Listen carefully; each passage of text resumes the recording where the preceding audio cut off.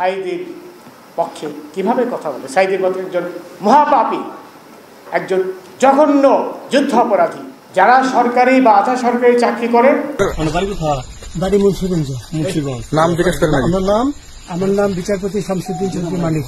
Hey guys, কি খবর সবাই? চলে আসলাম নতুন রোস্টিং ভিডিওতে। আজকে রোস্টিং ভিডিওতে সবাইকে জানাচ্ছি শুভেচ্ছা ও স্বাগতম। আজকে ভিডিওটা হচ্ছে যাকে নিয়ে রোস্টিং করবো তিনি হচ্ছে বিচারপতি রাজাকার। তিনি সবাইকে রাজাকার বলে বেড়ায়। উনি নিজে হচ্ছে রাজাকার আর উনি আরেকজনকে রাজাকার বলে বেড়ায়। একটা জিনিস মাথায় রাখুন, চোর কখনো চুরি করে বলে না যে সে চোর, তিনি একজনকে না একজনকে ফাঁসাবে। আর রাজাকার কখনো বলে না যে সে রাজাকার, উল্টা আরেকজনকে রাজাকার বলে বেড়ায়। উনি সবাইকে রাজাকার বলে বেড়ায়। আর উনি চ্যানেল আইতে দীপ্তি চৌধুরীকে অপমান করেছিল এই রাজাকার মানে। তো সো ক্লিপটি দেখে আসি। ভাই আপনি অনেক রাগ হয়েছেন, আদর করে দেন। না না, সে তো রাজাকারের বাচ্চা। আপনার কোনো অধিকার নেই আমাকে রাজাকারের সন্তান বলার। আমি একটা মুক্তিযোদ্ধা পরিবারের সন্তান।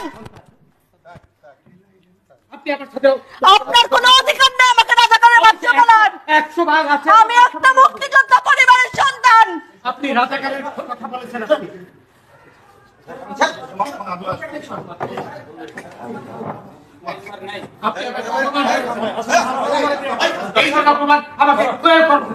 আমি একটা মুক্তিযোদ্ধা পরিবারের সন্তান, আপনি আমাকে রাজাকার কোন সাহসে বলেন? আমি এই আপনার ব্যবহার দেখে আমি বলেছি এটা।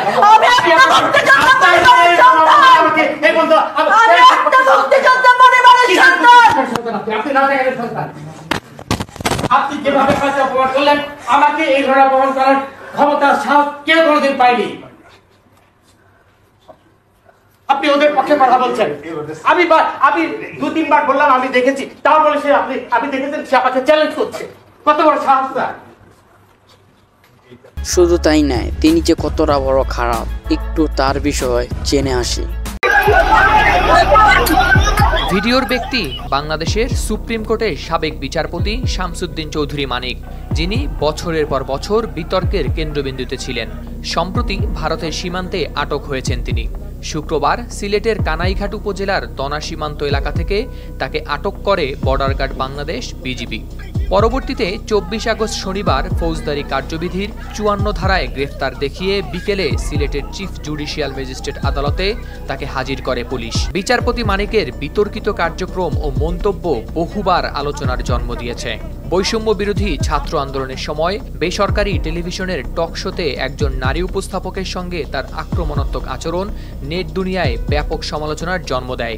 সেই আলোচনায় আন্দোলনরত শিক্ষার্থীদের উদ্দেশ্যে তিনি রাজাকারের বাচ্চা বলে মন্তব্য করেন, যা তার প্রতি মানুষের ক্ষোভ আরও বাড়িয়ে তোলে। বিচারপতি মানিকের বিরুদ্ধে আরও অভিযোগ ছিল, যা তাকে বিতর্কের কেন্দ্রে নিয়ে এসেছে।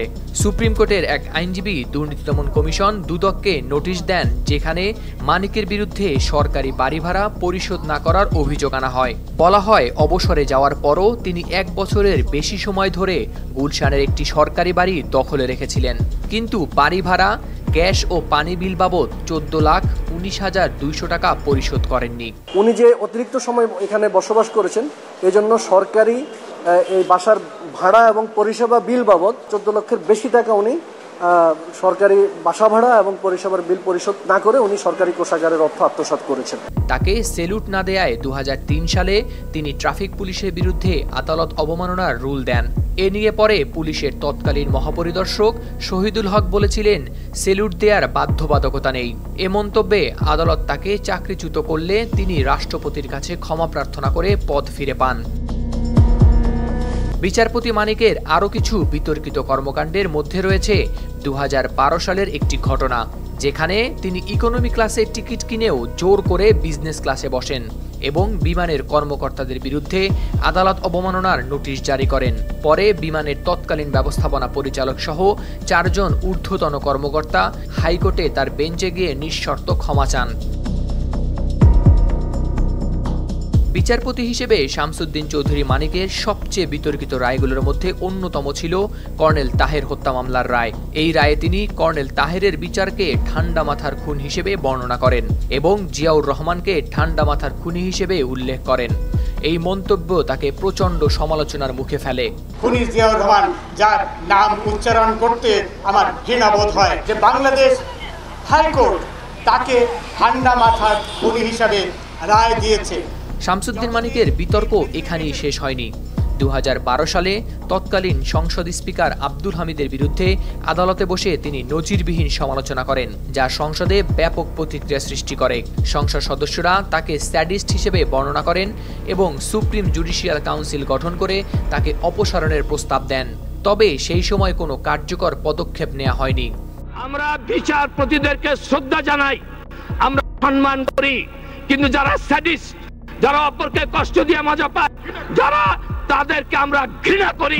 2015 সালে প্রধান বিচারপতি এস.কে. সিনহার সঙ্গে প্রকাশ্যে দ্বন্দ্বে জড়ানোর কারণে একটি বেঞ্চ থেকে সরিয়ে দেওয়া হয় তাকে। অবসর গ্রহণের কয়েকদিন আগে তিনি প্রধান বিচারপতির অভিশংসন চেয়ে রাষ্ট্রপতির কাছে চিঠি লেখেন, যা আরও বিতর্কিত পরিস্থিতি তৈরি করে। ফলে তার বিদায়ে সুপ্রিম কোর্ট বার অ্যাসোসিয়েশন কোনো বিদায় অনুষ্ঠানও আয়োজন করেনি।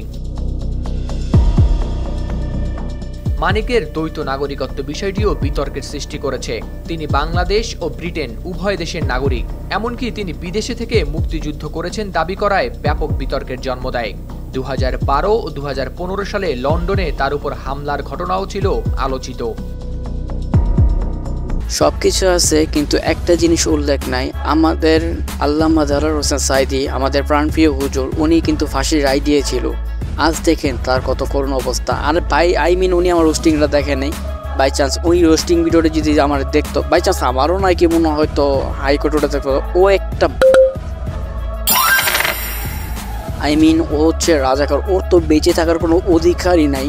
দেখতে দেখতে ভিডিও আজকে এই পর্যন্তই। সকালে ভালো থাকুন, সুস্থ থাকুন, আর এরকম রাজাকার থেকে বিরত থাকুন। আর নেক্সট ভিডিওর জন্য অপেক্ষা করুন। ধন্যবাদ। আর হ্যাঁ, অবশ্যই নতুন দর্শক হয়ে থাকলে আমার চ্যানেলটি সাবস্ক্রাইব করে পাশে থাকা বেল আইকনটি ক্লিক করে দেবেন।